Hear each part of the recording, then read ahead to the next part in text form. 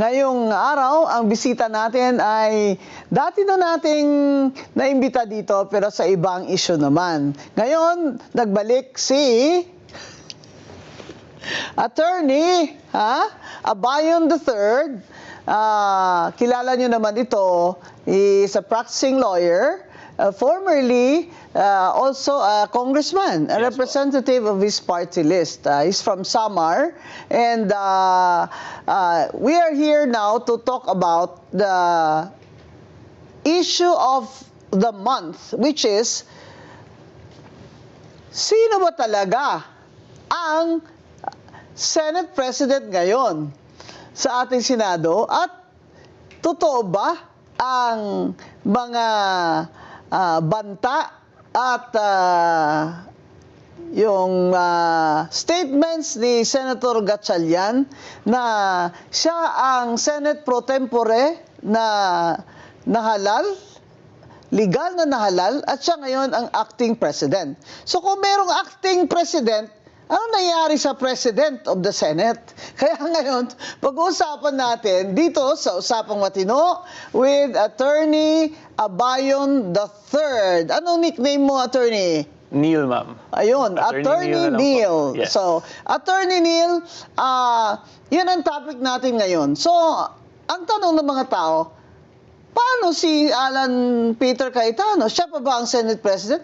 Bakit si Senate President Cayetano, nakikita din natin na pumapasok sa Senate, nakikipag-usap sa mga tao, sa mga empleyado. Sinabi pa nga niya na kung gusto nila, ay mag-co-signatory na lang daw siya sa mga sweldo. Kasi si Senator Gatchalian yata ay nagpipirma din ng mga sweldo. Pero si Senator Gatchalian, Senate pro tempore yung sabi niya na halal siya by 12 votes. Yes. Pero ginawa siyang acting president dahil daw sa kanilang mga session ay wala naman silang Senate president. So, sino ba talaga ang Senate president, Attorney Neil? Kung ako tatanungin niyo, ma'am, it's still Senate President Cayetano. Opo. Because he was the one elected with yung quorum of 13 plus, kasi more than 13 sila that time, and was elected also with 13 members, which is in full compliance with the majority vote of all members' constitutional requirements. Yeah, because under the Constitution, Yes.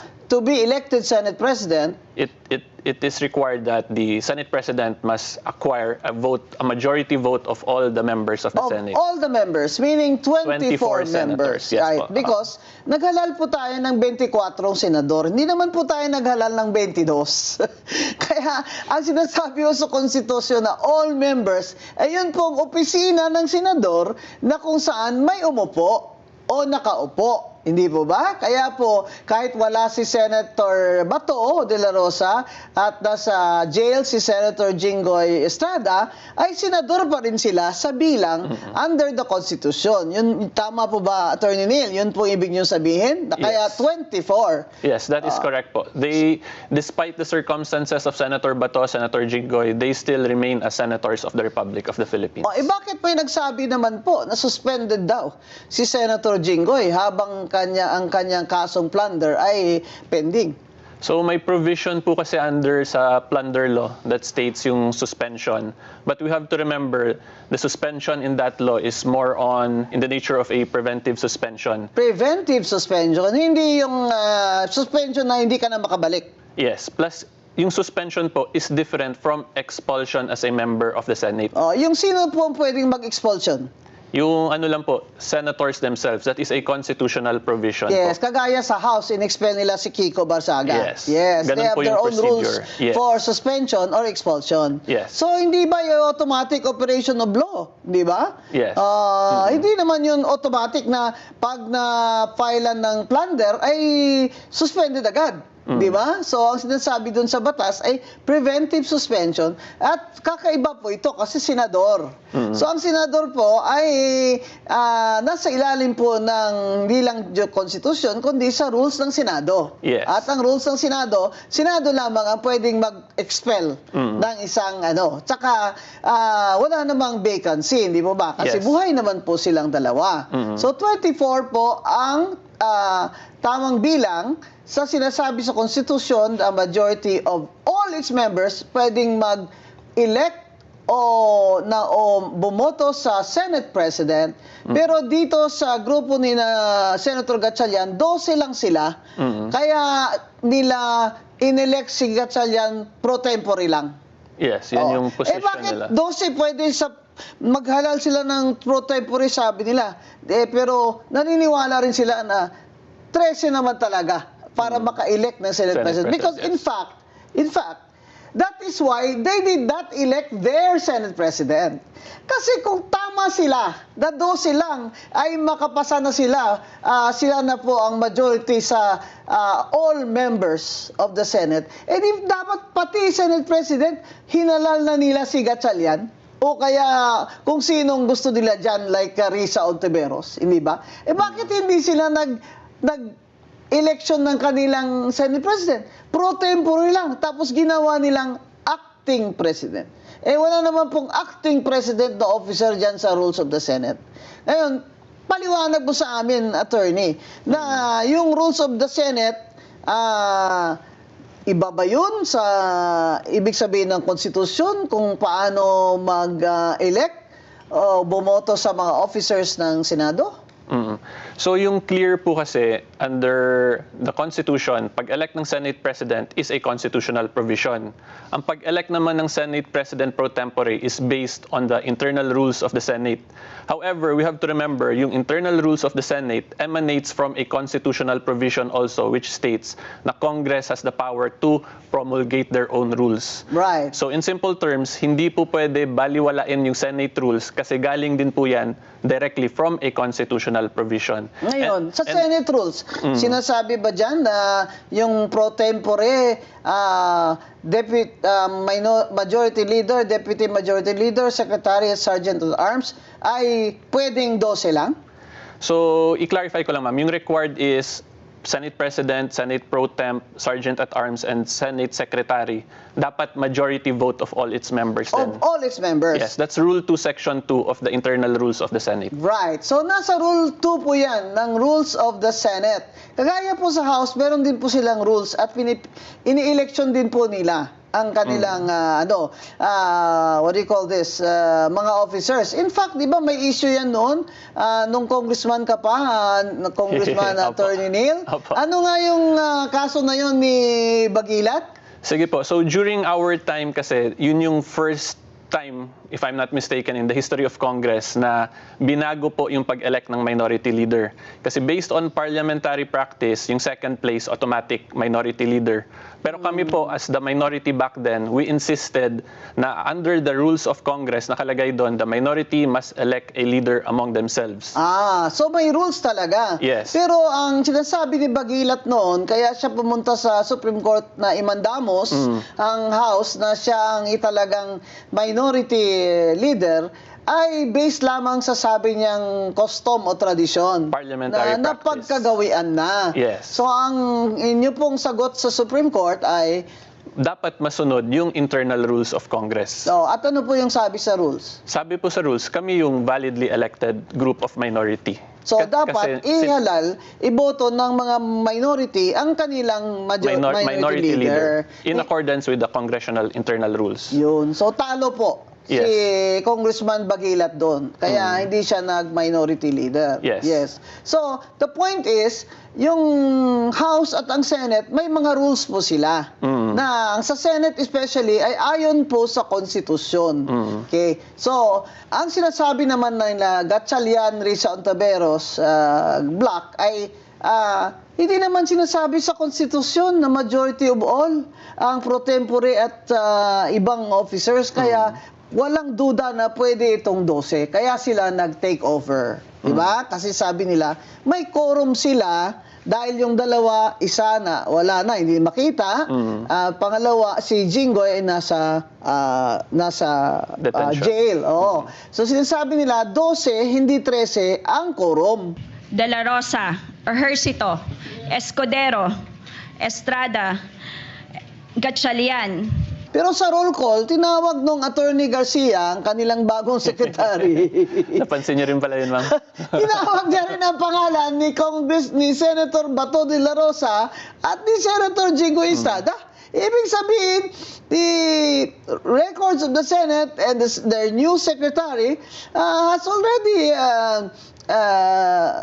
made it of record na yung dalawa na yan ay senador pa rin sila at kasama sila sa roll call at kasama sila dapat sa bilang ng quorum. Yes. Hindi po ba? Of all members. Pero binaliwala lang nila yon. Basta sinabi nila na 12 na lang kasi 22 na lang.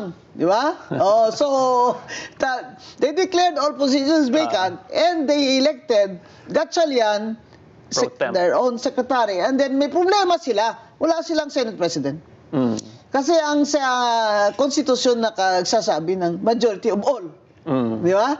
So, kahit sila, tinatanggap nila yun.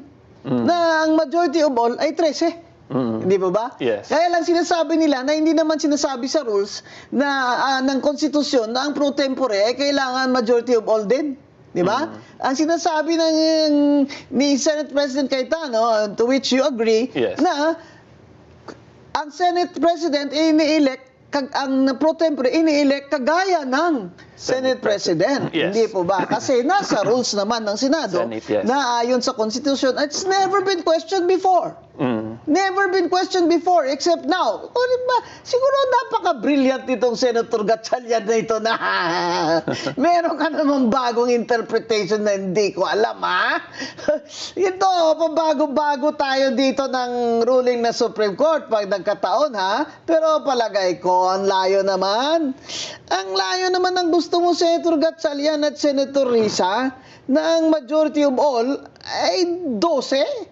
Abay, yun nga, kahit grade 2 marunong naman ng 50% of 24 is 12. So, plus 1, ang majority ay 13. So, ngayon, may problema sila, Attorney Neil. Kasi wala silang Senate President, di ba? Kung ang pro tempore mag-acting Senate President, ano ibig sabihin yan? Well, yung kailangan po talaga maintindihan dyan is under the Senate rules itself, kung hindi pa po na-elect validly yung replacement ng isang Senate President, the Senate President is still the continuing in his capacity as Senate President. Teka mo. So, nasa rules Teka din po muna, yan actually ng Senator Senate. Gatchalian, hindi ka President. Sabi mo, acting President ka lang. In the first regular session of the 20th Congress is hereby called to order. Mahirap po mag-acting, alam nyo. Ayaw ko yung mga acting na yan eh. Pero sige, pagbigyan na kita. Pro tempore ka lang, sabi mo rin. Ngayon, sino ang Senate President nyo? Diba? Kasi hindi naman papasok sa meeting nyo si Alan Peter. Dahil siyempre sabi ni Alan Peter, bogus kayo. Diba? Sinasabi nyo rin bogus si Alan Peter. Ba't hindi na lang kayo mag-elect ng Senate President nyo? Kasi nga, 13 kailangan nyo under the Constitution. Hindi naman na alam nyo. You may think we're stupid, but we're not that stupid. Di ba? Senator Gatchalian, naman.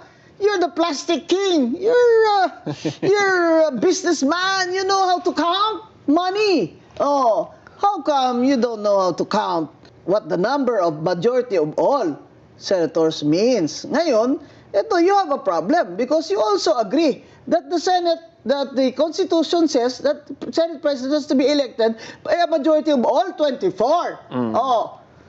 Kaya hindi kayo nag-elect. Pero ito sabi ko nga, Attorney Neil. Tignan nyo kung gaano to ka-illogical tong grupo ni Gatchalian at ni Risa Hontiveros.